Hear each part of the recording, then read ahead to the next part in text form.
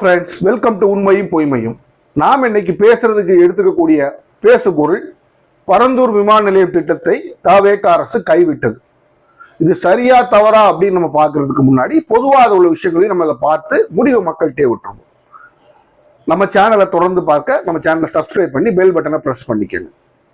பரந்தூர் விமான நிலையம் அது ஏன் தேவைப்படுதுங்கிறதுக்கு முன்னாடி நம்ம வரலாற்றில் கொஞ்சம் பின்னாடி போய் பார்த்தாலும் சில விஷயங்கள் நமக்கு புரியும். ஒரு காலத்துல நாங்கள்லாம் சிறுவர்களாக இருக்கும்போது இந்தியாவில் 4 சர்வதேச விமான நிலையங்கள் தான் இருந்துச்சு. டெல்லியில் ஒன்று, கல்கட்டாவில் ஒன்று, பாம்பேல ஒன்று, சென்னையில் ஒன்று. அப்போ சென்னைக்கு தென் மாநிலங்கள்ல எங்க இருந்துமே விமான நிலைய போட்டி இருந்ததே இல்லை. அப்போ விமான பயணமும் கம்மியா இருந்துச்சு. அப்போ தென் மாநிலங்கள்ல விமான நிலையம், சர்வதேச விமான நிலையம் சென்னையில மட்டும்தான் இருந்துச்சு. பின்பு ஹைதராபாத்ல வந்துச்சு, பெங்களூர்ல வந்துச்சு, இப்படி பல இடங்கள்ல வர ஆரம்பிச்சதோட மட்டும் இல்லாம இன்னைக்கு தமிழ்நாட்டிலேயே சர்வதேச விமான நிலையம் 1-2 இருக்கு. தொழில் முன்னே நம்ம எல்லாத்துக்கும் தெரியும், லிபரலைசேஷன் சொல்லுவாங்க.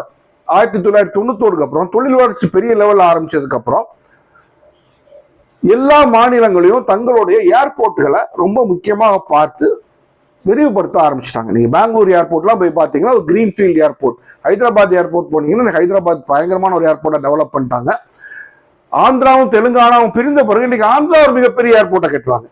அப்போ ஏர்போர்ட்டுங்கிறது ஒண்ணு எல்லாரும் நினைக்கிறேன். ஏர்போர்ட் கிட்டறதுனால என்னது, சென்னையில தான் ஆல்ரெடி ஒரு பெரிய ஏர்போர்ட் இருக்குல்ல. சென்னை மீனம்பாக்கம் ஏர்போர்ட் பல ஆண்டுகளுக்கு முன்னால கட்டப்பட்ட ஒரு ஏர்போர்ட். நீங்க நல்லா புரிஞ்சுக்கணும். அதுல அந்த இவ்வளவுதான் பயணிகளுக்கு நம்மளால கொள்ளளவு கொண்டு வர முடியுங்கிற அளவுக்கு கட்டியிருப்பாங்க. அதுல முடிஞ்ச அளவுக்கு எக்ஸ்பேண்ட் பண்ணிட்டாங்க. இருந்தாலும் மேலும் விரிவாக்க இடம் இல்லை.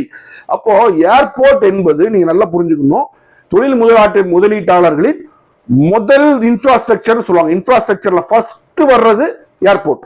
அந்த ஏர்போர்ட் இருந்தாகணும்.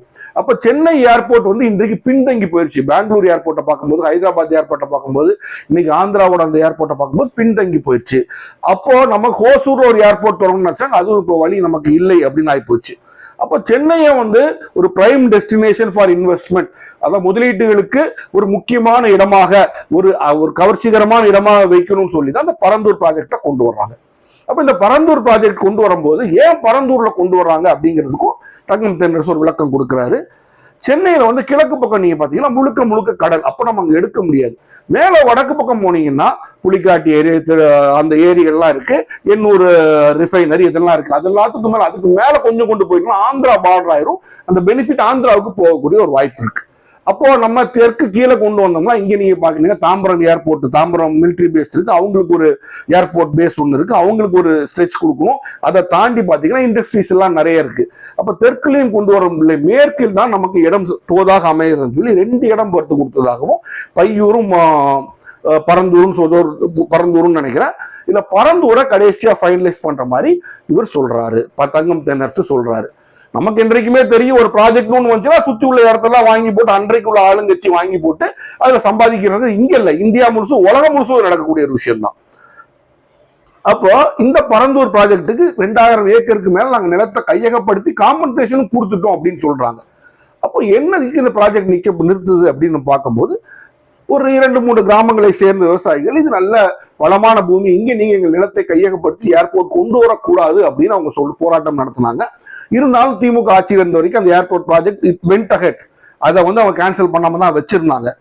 அப்போ எலெக்ஷன்ல விஜய் அவர்கள் என்ன ப்ராமிஸ் கொடுக்குறாருன்னா, என்ன ஒரு வாக்குறுதி கொடுக்குறாருன்னா, பரந்தூர் ப்ராஜெக்டை நான் கேன்சல் பண்ணுவேன் அப்படின்னு கொடுக்குறாரு.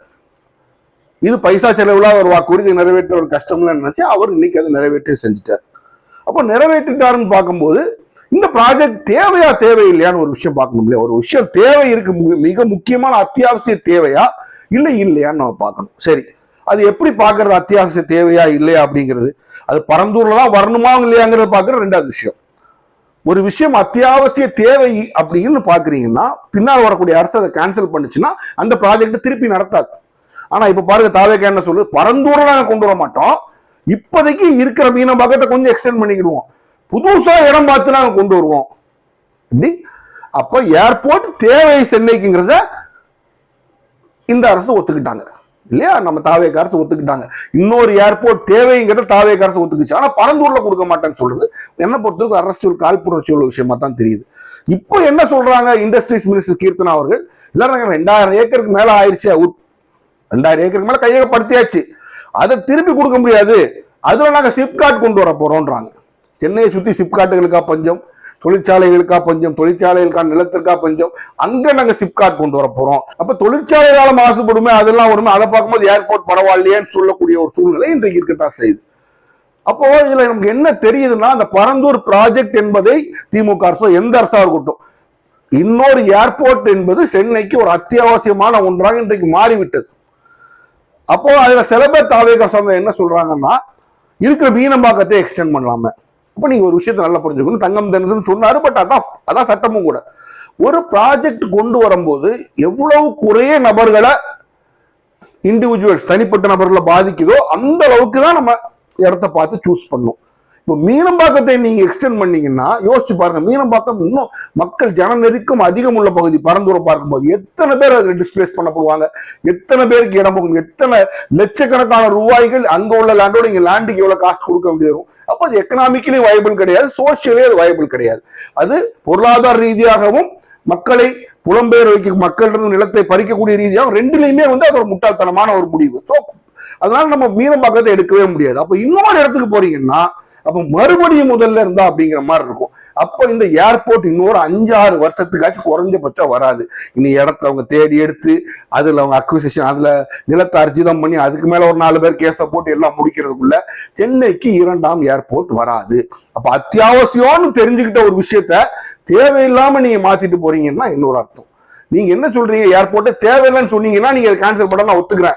ஏர்போர்ட் தேவையான பரந்தூரில் இல்லை அப்படின்னு நீங்க சொல்லும் போது அத்தியாவசியமான ஒரு விஷயம். இன்னைக்கு ஹைதராபாத்தையும் பெங்களூர்த்தையும் நம்ம தொழில் இழந்துகிட்டு இருக்கோம். அது இவங்க ஆட்சி வந்ததுக்கு அப்புறம் ஆந்திராட்ட எக்கச்சக்கமா இருந்துகிட்டு இருக்கோம். அப்ப நமக்கு தேவையான விஷயங்கள் ஒன்று, மிக முக்கியமான விஷயங்கள் 2வது ஏர்போர்ட். ஆனா அதை இப்போதைக்கு நாங்க செய்ய மாட்டோம்னு சொல்லும் போது தமிழகத்தை வேணுக்குன்னே ஒரு பிளான் போட்டு பின்னால தள்ளுறாங்களோ சந்தேகம் எல்லாத்துக்கும் வரலாம் செய்யுது. அப்போ ஏர்போர்ட் தேவைங்கிறது இப்போ நம்ம சொல்லியாச்சு. நம்ம எரிசக்தி துறை அமைச்சர் நிர்மல்குமார் தான் நினைக்கிறேன், ஒரு செய்தி சொல்றாரு, அவர் தான் நினைக்கிறேன். அதாவது இந்த இடம் ஏர்போர்ட்டுக்கு ஃபீஸிபிள் இல்லைன்னு ஒரு ரிப்போர்ட் கொடுத்துட்டாங்க. அது தவறு. அப்படி ரிப்போர்ட் கொடுத்தா ஏர்போர்ட் அத்தாரிட்டி ஆஃப் இந்தியா அந்த இடத்துல ஏர்ஃபீல்டு கெட்ட விட மாட்டாங்க. அது எல்லாம் சரின்னு சொல்லி ஓகே ஆனதுக்கு அப்புறம் தான் ஏர்போர்ட் அத்தாரிட்டி ஆஃப் இந்தியா அந்த ப்ராஜெக்டே கிளியர் ஆகும். அப்ப அந்த மாதிரி எந்த ஒரு பிரச்சனையும் இல்லை. எல்லா விதத்திலும் ஒரு இன்டர்நேஷனல் ஏர்போர்ட்டுக்கு உகந்த இடமா தான் பரந்தூர் இருந்திருக்கு. அப்போ விளைநிலத்தை எடுக்கிறாங்க அப்படின்னு சொல்றாங்க. உண்மையா விளைநிலத்தை எடுக்கிறது ஒரு வருத்தத்துக்குரிய விஷயம் தான். ஆனாலும் எந்த இடத்தில் குறைய விளைநிலத்தை எடுக்கணும் அங்கதான் நீங்க எடுக்க முடியும்.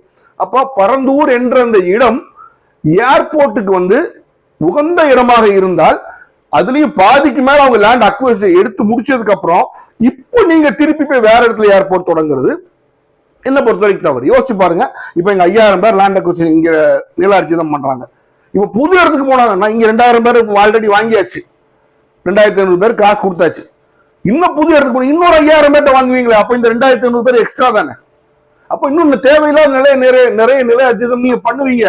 அது மட்டும் இல்ல, ப்ராஜெக்ட் இன்னும் பின்னால தள்ளி போகும். பின்னால தள்ளி போனால் இன்றைக்கு கொடிகட்டி, இன்றைக்குன்னு சொல்ல முடியாது, திமுக ஆட்சி வரைக்கும் கொடிகட்டி பறந்து கொண்டிருந்த தமிழகத்தின் தொழில் வளர்ச்சி இன்றைக்கு பின்னால போகுது.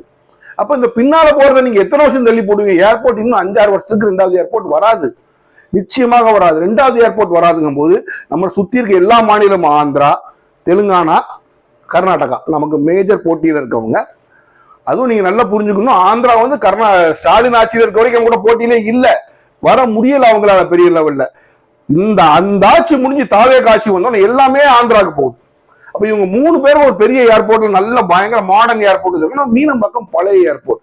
அதே வசதிகளோட நம்ம பரந்தூர் தொடங்கி இருந்திருக்கணும், ஆனால் நாம் தொடங்கவில்லை. அப்ப என்ன பண்ணும், முதலீட்டாளர்களுக்கு அட்ராக்டிவ் டெஸ்டினேஷன் சொல்லுவாங்க, அவங்களுக்கு கவர்ச்சிகரமான பிடித்தமான டெஸ்டினேஷனா பெங்களூரும் ஆந்திராவும் தெலுங்கானாவும் போக ஆரம்பிச்சோம். அப்ப இந்த ஏர்போர்ட் இல்லாதனால இவ்வளவுதான் ஹேண்டில் பண்ண முடியும். நம்மளோட மிக முக்கியமான ஒரு இன்ஃப்ராஸ்ட்ரக்சர், ஒரு காரணி, ஒரு ஏர்போர்ட், அந்த ஏர்போர்ட் நமக்கு வராம போயிடும்.